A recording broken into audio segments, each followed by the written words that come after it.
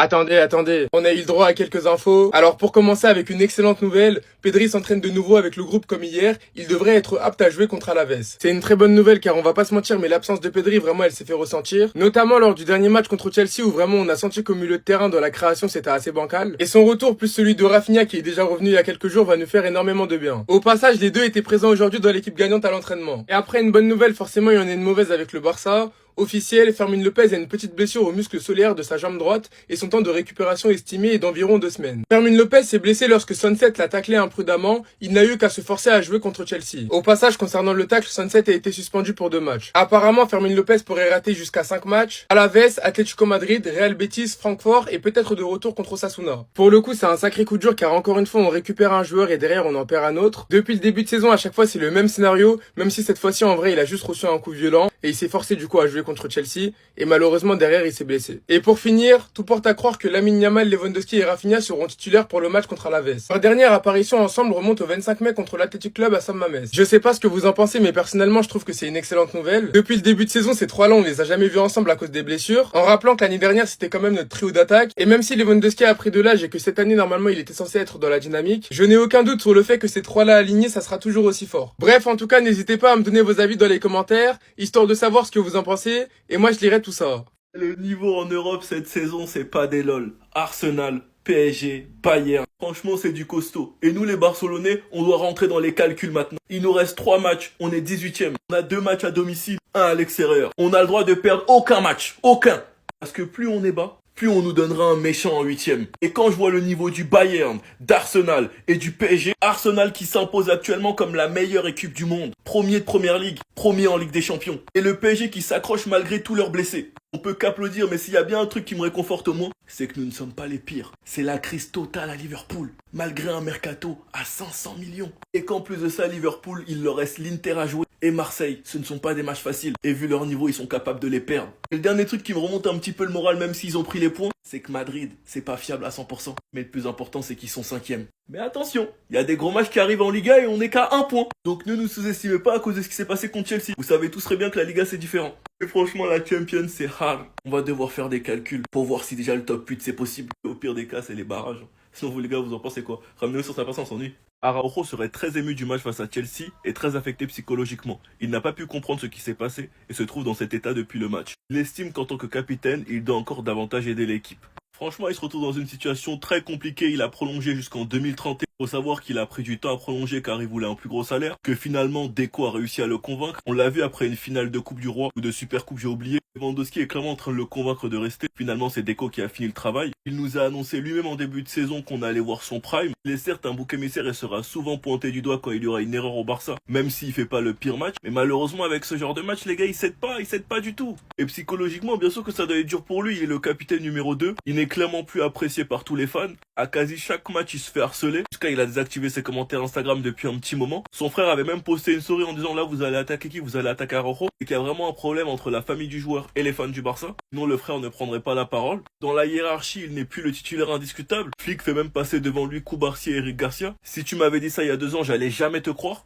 Quand tu regardes les 2 cartons qu'il a pris, c'est dur. Le premier, c'est pour contestation. Trouvez la vidéo, les gars, il peut pas s'approcher de l'arbitre et venir l'intimider. Sachant que c'est quelqu'un d'imposant, c'est sûr qu'il allait sortir le carton. Faut voir la vidéo pour mieux comprendre. Et le deuxième, bref, c'est indiscutable. En tout cas, bon courage à lui pour sortir de tout ça, car ça devient de plus en plus compliqué. Sinon, vous les gars, vous en pensez quoi? Ramenez-vous sur Snap, on s'ennuie. Comme je vous l'avais dit, je vous laisse voir qui est de retour à l'entraînement. Et à peine de retour, équipe gagnante. Non, il n'y a pas de ralentir. Retour, équipe gagnante avec Rafinha. Mais bon, suite à ce coup, Fermin Lopez s'est forcé à jouer contre Chelsea. Fermin Lopez, absent 2 semaines, il souffre d'une blessure mineure au muscle solaire de la jambe droite. Et le temps de récupération sera d'environ 15 jours. Quand tu sais que ce joueur va être suspendu 2 matchs et que toi, suite à ça, tu perds ton joueur pour minimum 3 matchs, qu'est-ce que c'est frustrant? Il devrait sûrement être de retour face à Francfort. Donc pour moi, c'est le moment de Dani Olmo. Personnellement, j'ai confiance en lui, car nous avons tout simplement Lamine Yamal et Rafinha qui sont de retour. Et Pedri qui va prendre du rythme petit à petit. Donc vous allez pas me faire croire que Dani Olmo ne peut pas gérer face à Alaves, Atlético, Betis ou Francfort. À un moment, les gars, on l'a payé. Je pense que Dani Olmo le voit lui-même que la situation est en train de s'inverser, que Fermin Lopez est en train de prendre le large, de devenir un titulaire indiscutable devant lui. Donc pour moi, c'est le moment pour Dani Olmo de revenir au niveau, de confirmer son statut, sa place, afin qu'il y ait une excellente concurrence entre les deux, et que Flick ajuste qui sera titulaire en fonction des matchs qui puissent compter sur ces 2 joueurs à leur meilleur niveau. Reste à voir qui sera titulaire avec Rafinha, Pedri et Lamine dans les matchs à venir, mais personnellement avec eux trois réunis, je m'en fais pas. Sinon vous les gars, vous en pensez quoi? Ramenez-vous sur Snap, on s'ennuie. Même si nous étions bien classés en Ligue des Champions la saison dernière en phase de poule, et qu'à un moment on a perdu grave des points en Liga et qu'on était troisième. Flick nous avait dit qu'il allait se battre pour gagner, que la Liga c'est vraiment long. La suite, vous la connaissez. En Ligue des Champions, nous avons perdu nos 2 gros matchs. Et Flick nous a promis qu'on verra un autre Barça bientôt. Qu'il voit des trucs à l'entraînement. Il y a bien plus d'intensité. Enfin bref, je sais pas ce qu'il a en tête, mais personnellement, j'ai hâte. Actuellement, 18e en Ligue des Champions. Il nous reste 3 matchs. 2 à domicile, 1 à l'extérieur. Deuxième de Liga avec 1 point de retard sur le Real. C'est certes pas le meilleur début de saison, mais on est encore dans tous les coups. Ce joueur est bientôt de retour et c'est un retour qui fera beaucoup de bien. Sachant que là on a quelques matchs de Liga à domicile au Camp Nou, en plus du retour de Pedri, avec un Flick qui compte beaucoup plus sur Fermin qui est devenu le titulaire. J'espère une réaction d'Olmo qui s'est d'ailleurs entraîné malgré le repos accordé par Flick pour nous donner une top concurrence à Fermin. J'aimerais tellement voir le Fermin des JO et le Olmo de l'Euro. En attaque nous avons tout le monde et j'espère que Flick fera le bon choix pour le joueur qui va accompagner Yamal et Rafinha. Lewandowski peut pas mettre autant d'intensité que Ferran et Rashford. J'espère que Flick et Rafinha vont tirer les oreilles de Ferran et Rashford pour qu'ils pressent. J'espère qu'il n'hésitera pas à faire jouer Rooney Bardi, car avec tous ces attaquants, il n'est pas possible qu'on surcharge certains joueurs. J'espère qu'il y aura une bonne répartition des minutes. Zéro précipitation, mais Bernal a lui-même dit qu'il se sentait bien. J'espère que lui aussi pourra trouver du rythme. En tout cas, je pense pas que ce sont des déclarations à prendre à la légère. J'ai hâte de voir la réaction de Flick. Sinon vous les gars, vous en pensez quoi? Ramenez-vous sur Snap, on s'ennuie. Ce jour-là, vous aurez dû vous rendre compte qu'il y a quelque chose qui cloche aussi. Match d'exhibition aux États-Unis d'Amérique. Aucun enjeu. Il tente de renvoyer Gabriel Jesus dans les favelas et nous, on a juste souri.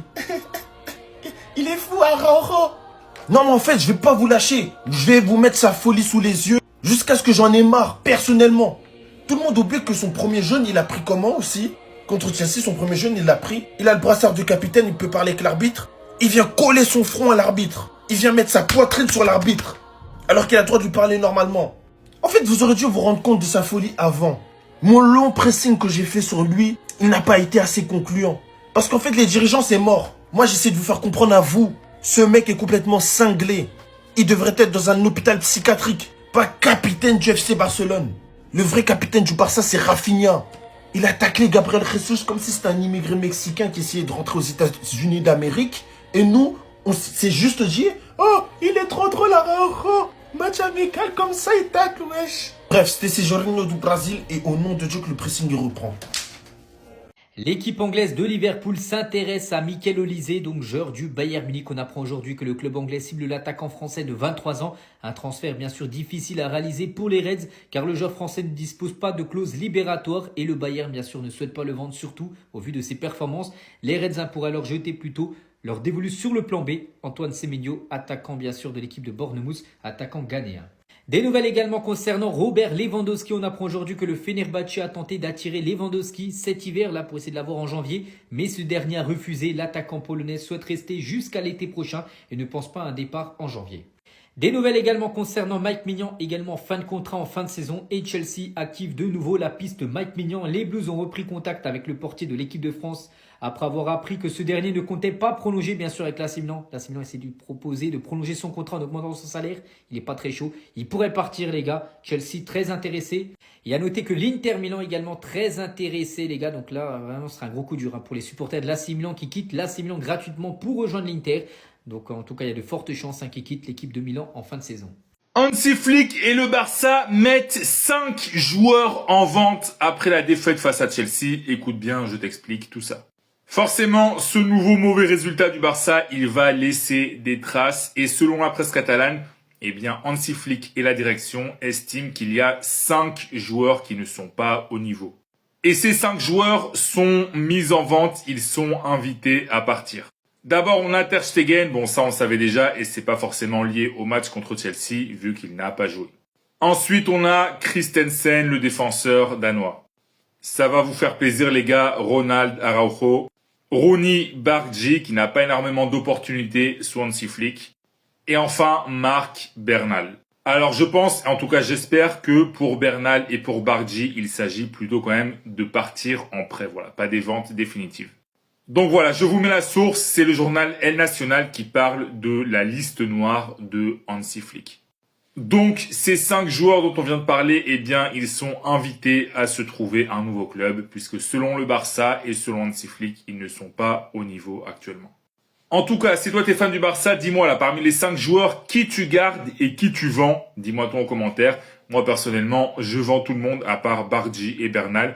Mais Christensen, Araujo et Ter Stegen, ça peut dégager. Bref, donne-moi ton avis, qui tu vends et qui tu gardes dans cette liste. Et si tu veux être au courant de toute l'actu du Barça, je t'invite à t'abonner.